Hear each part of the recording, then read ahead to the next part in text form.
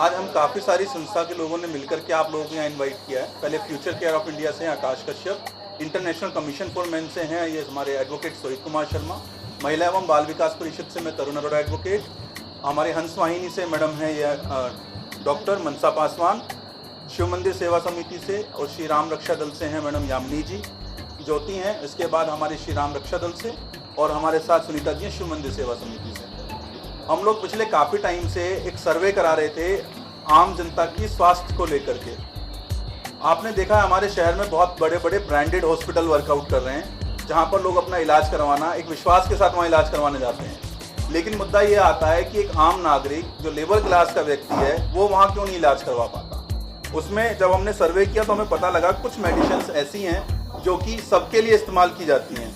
जैसे है ना, एक पैरासीटामोल का इंजेक्शन, किसी इंसान को बुखार हो या बॉडी पेन हो या ऐसी कोई प्रॉब्लम होती है तो उसको एक पैरासीटामोल आईवी इंजेक्शन अक्सर हॉस्पिटल्स में दिया जाता है। आप देखेंगे एक ब्रांडेड कंपनी का ये इंजेक्शन है और इसकी एमआरपी आप देख सकते हैं कितनी है, 510 रुपए इस पे एमआरपी दी गई है, जबकि इसकी एक्चुअल कीमत ओनली 40 रुपीज है। हमने कल जाकर के काफी सारे मेडिकल स्टोर से यही इंजेक्शन परचेज किया। किसी ने हमें 40 रुपए का, किसी ने 45 रुपए का, किसी ने 50 रुपए का दिया।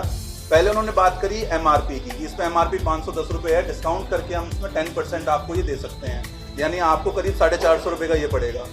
जब हमने उनसे क्लियर किया कि पहले हम ये इंजेक्शन 40 रुपए या 50 रुपए का परचेज करते हैं तो उन्होंने हमें 40 रुपए का प्रोवाइड कराया। एक मेडिकल स्टोर है जिसने हमें बोला कि आपको सेल आउट तो 40 रुपए का कर रहा हूँ, लेकिन मेरी मजबूरी है, जो आपको बिल दिया जाएगा वो मिनिमम 200 रुपीज का दिया जाएगा। ऐसे ही कुछ इंजेक्शन हैं, ये बिल है उनका।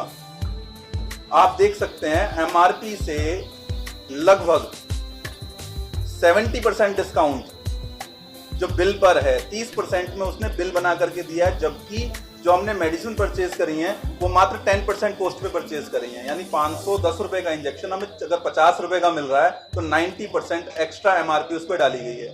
वही इंजेक्शन, सेम यही इंजेक्शन निकालना, सेम दूसरा वाला, हमने एक ब्रांडेड हॉस्पिटल से परचेज किया। ये रही इसकी इनवॉइस, आप देख सकते हैं। उन्होंने जो हमें सेल आउट किया वो एमआरपी पे ही सेल किया, प्रॉपर एमआरपी पे। इसमें सीजीएसटी, जीजीएसटी भी लगाई, एसजीएसटी और सीजीएसटी, और उसके बाद प्रॉपर एमआरपी पे सेल किया गया। तो अगर इसकी जो उसमें से ये दूसरा है, वो ना निकालो ना, सेम दूसरा निकालो। दोनों इंजेक्शन सेम ब्रांड के हैं, सेम कंपनी के हैं, एमआरपी सेम है, कोई डिफरेंस नहीं है। और बिल आप देख सकते हैं, एक बिल में इसकी कीमत 200 रुपए दिखाई गई है, दूसरे बिल में प्रॉपर उसके 510 रुपए कीमत दिखाई गई है। जबकि परचेज जो हॉस्पिटल से हुआ वो 510 में ही किया गया, जो बाहर से हुआ वो 40 रुपए का किया गया, 50 रुपए का किया गया। उसी तरीके से ये दूसरा इंजेक्शन है। डॉक्टर्स की राय में ये इंजेक्शन हर पेशेंट को दिया जाता है। अगर आप इसकी एमआरपी कॉस्ट देखेंगे तो 55 रुपए 33 पैसे है। ये पैनासोनिक 40 इंजेक्शन है, पैन 40 गैस के लिए इस्तेमाल करते हैं डॉक्टर्स। जो भी पेशेंट एडमिट होता है मैक्सिमम पेशेंट्स को इंजेक्शन दिया जाता है। इसकी कॉस्ट 55 रुपीज एमआरपी है, जबकि एक्चुअल में ये हमने 15 रुपए का परचेज किया। और जो हॉस्पिटल के अंदर इसका बिल हमें मिला वो प्रॉपर हमें एमआरपी का ही मिला, उन्होंने एमआरपी पे ही सेल किया। बाहर से हमें 15 रुपए का मिला और उन्होंने जो हमें बिल बना के दिया वो करीब 30 रुपए का बना के दिया। एक गरीब व्यक्ति हॉस्पिटल में जाके एडमिट होता है अपने ट्रीटमेंट के लिए, इलाज के लिए, और वह रिक्वेस्ट करता है कि उसके बिल में कुछ डिस्काउंट कर दिया जाए। हॉस्पिटल पहले तो बेड चार्ज के नाम से उनसे चार्ज करते हैं, इसके बाद डॉक्टर्स फीस के नाम पे उनसे चार्ज किया जाता है, इसके बाद जो चेकअप होने हैं वहाँ पे उनके उसके नाम से चार्ज किया जाता है। हमें किसी बात से कोई ऑब्जेक्शन नहीं, हॉस्पिटल चला रहे हैं, उनके खर्चे हैं, स्टाफ की फीसेस भी निकालनी है, डॉक्टर फीस भी देनी है। लेकिन जो ये मेडिसिन कंपनियां स्कैम कर रही हैं डॉक्टर्स के साथ मिलके, आप सभी के माध्यम से पहले भी हमें पता लगा था कि जब कोरोना काल आया था तो डोलो हमारी जो टैबलेट है उसको लेके कितना बड़ा स्कैम सामने आया था। अब बात यह है कि ऐसी दवाइयां जो हर पेशेंट को दी जानी है उस पे 10 गुना और 20 गुना एमआरपी एक्स्ट्रा करके उसको सेल आउट किया जा रहा है हॉस्पिटल्स के अंदर। तो ऐसी दवाई कंपनी ऐसा क्यों कर रही हैं? और सरकारें और जो हमारे मेडिकल डिपार्टमेंट्स हैं वो इनके ऊपर एक्शन क्यों नहीं लेते? 100% मिली भगत।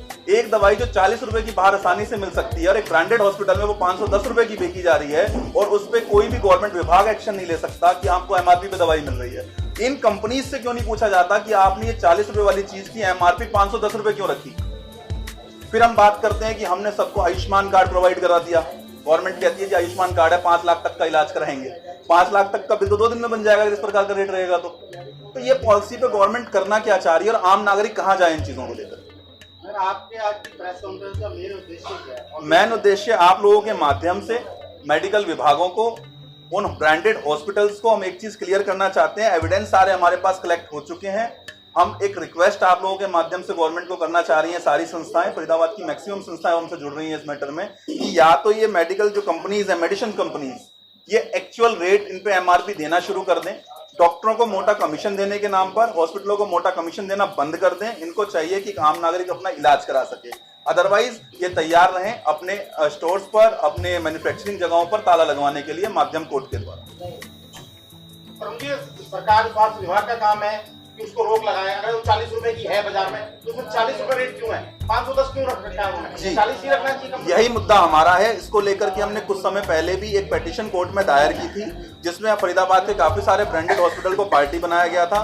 उसमें अक्सर हॉस्पिटल्स के जो एडवोकेट्स हैं वो डिले करते हैं अपेयर होने में, हॉस्पिटल स्टाफ उन्हें रिप्लाई नहीं देता। और फिर बात ये आती है कि आप एविडेंस कैसे कलेक्ट करेंगे, क्योंकि किसी भी ब्रांडेड हॉस्पिटल में आप जब जाकर के परचेज करते हैं मेडिसिन तो आपको एमआरपी पे सेल आउट किया जाता है।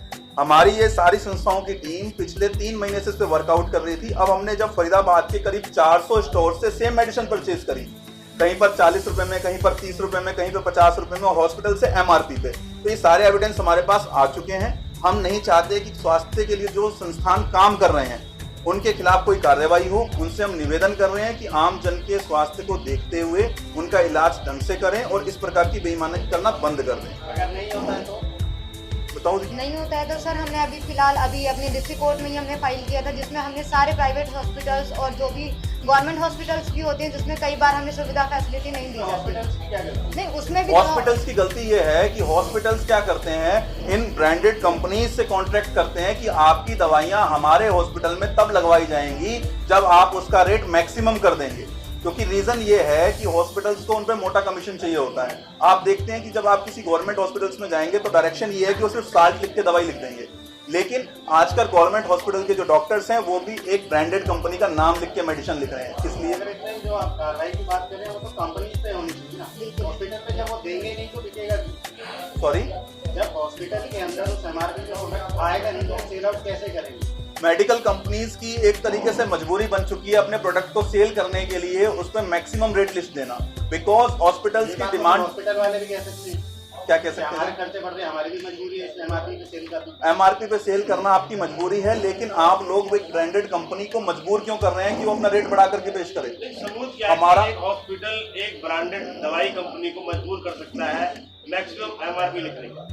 ये आप मेरे से बेहतर जानते हैं। कुछ समय पहले आप लोगों ने ही प्रकाशित किया था कि डोलो कंपनी के ऊपर जब एफआईआर हुई तो उन्होंने क्लियर किया कि डॉक्टर्स के ऊपर दबाव में आकर के हमने इसको सबसे ज्यादा सेल आउट कराया, मोटे कमीशन दिए गए, उन्हें फॉरेन ट्रिप्स भी दिए गए। आज भी आप देखते हैं कि एक डॉक्टर स्पेशली ब्रांड का नाम क्यों लिखता है। अगर बात इस बात की आती है तो आप किसी भी ब्रांडेड हॉस्पिटल में जाके देख लीजिए, मैक्सिमम टाइम्स वहां पे किसी सॉल्ट का नाम ना लिख करके एक ब्रांड का नाम लिखा जाएगा कि आपने इंजेक्शन लेना है तो वो इस कंपनी का होना चाहिए, आपने मेडिसिन लेनी है, टेबलेट लेनी तो इस कंपनी की होनी चाहिए। साल्ट क्यों नहीं लिखा जाता वहां पर? अगर ऐसी बात है डॉक्टर साहब, कोई भी कंपनी अपनी मेडिसिन बनाती है, माना डोलो की बात करिए आपने, तो पीसीएम होता है, कई सारे टेबलेट और है, लेकिन डोलो एक मशहूर टेबलेट हो गई। रीजन क्या रहा उसका मशहूर होने का? एक पैरासीटामोल के नाम से भी टेबलेट आती है जी, सेम मैं वही बात कर रहा हूँ। ये भी पैरासीटामोल का ही इंजेक्शन है, सिंपल पीसीएम साल्ट है ये, और इस पे एमआरपी 510 रुपए दिया गया। 510 रुपए में देने के बाद ये 40 रुपए का मार्केट में सेल हो रहा है। एक व्यक्ति 40 रुपए में सेल करके 200 रुपए का बिल हमें दे रहा है। एक व्यक्ति इसी इंजेक्शन को 510 रुपए में सेल कर रहा है। यानी अगर किसी पेशेंट की कंडीशन इतनी क्रिटिकल हो जाती है कि उसको मजबूरी में हॉस्पिटलाइज होना पड़ता है, एडमिट होना पड़ता है, तो वो उसके ऊपर जो सबसे ज्यादा बर्डन होता है ना वो मेडिसिन का होता है। अगर यही मेडिसिन 40 रुपए की उसको वहां प्रोवाइड हो जाती है, या जो इंजेक्शन 55 रुपए एमआरपी है वो 15 रुपए का प्रोवाइड हो जाता है, तो आप देखेंगे कि जो उसका बिल 2 लाख 3 लाख का बन रहा था ना वो हजारों में आ जाएगा। अनिल साहब, ये तो और कंपनी जो है उनके ही प्रचार प्रसार में कमी है, वो भी तो इस चीज प्रचार प्रसार कर सकते हैं मीडिया के माध्यम से, अखबारों के माध्यम से, और भी बहुत सारे तरीके हैं। दवाइयाँ मिल रही हैं, सस्ती बता रहे हैं उनको, तो लोग ले भी रहे हैं उधर से, ऐसी बात नहीं है।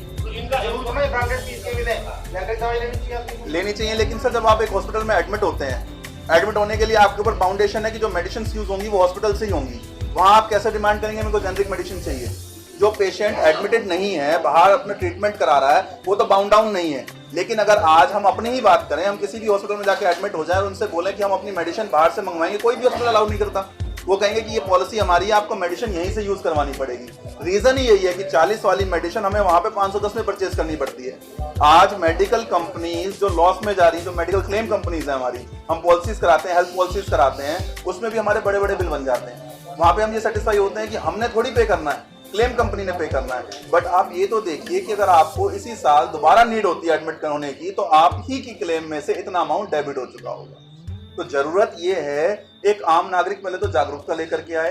जो हॉस्पिटल्स हैं, जो हमारी दवाई कंपनी है, पहले भी हमने जो याचिका दायर की थी, दोबारा एक रिट हम दायर करने जा रहे हैं, विद एविडेंस दायर करने जा रहे हैं। लेकिन उससे पहले हम 10 दिन आप लोगों के माध्यम से हरियाणा सरकार को, हमारे स्वास्थ्य विभागों को सचेत करना चाह रहे हैं कि उनकी वजह से एक गरीब व्यक्ति एक अच्छे हॉस्पिटल में अपना इलाज नहीं करवा पा रहा। आप नोटिस भेजेंगे गवर्नमेंट को, क्या करेंगे? जी, सीपीसी 80 के अनुसार नोटिस भेज दिया गया है कल उनको, और जैसे ही रिसीव होगा हम आपके सामने उस नोटिस को भी लेके आएंगे। उनकी तरफ से कोई रिप्लाई आएगा तो वो भी हम आपको शो ऑफ करेंगे। आज की डेट में अगर हम सरकारी अस्पतालों की भी बात करें, वहां पे भी ब्रांडेड दवाइयां लिखी जाती हैं और कहा जाता है कि आपको ये अंदर नहीं मिलेंगी, बाहर चले जाओ, वहां एक स्पेशल मेडिकल स्टोर है, वहां जाकर के आपको ये मेडिसिन आसानी से मिल जाएगी। क्यों मिल जाएगी? 510 रुपए एमआरपी में मिलेगी। वहां पर 510 रुपए में से 40 रुपए कट करके वो 50% उस डॉक्टर साहब को जाएगा।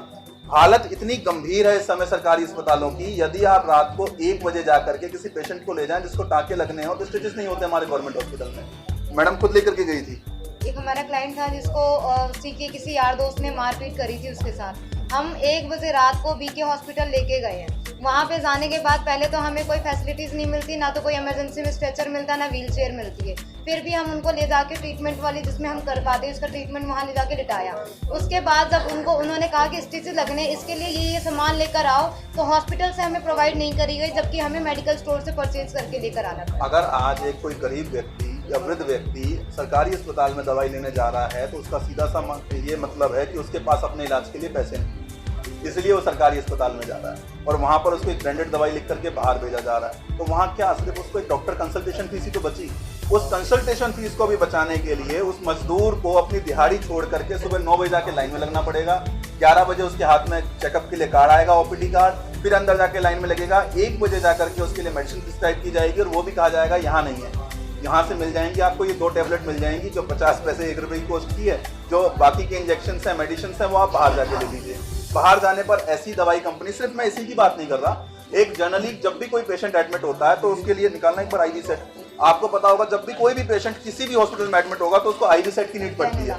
जाते ही उसको कैनुला और आईवी सेट लगा दिया जाता है ग्लूकोज की ड्रिप्स लगाने के लिए।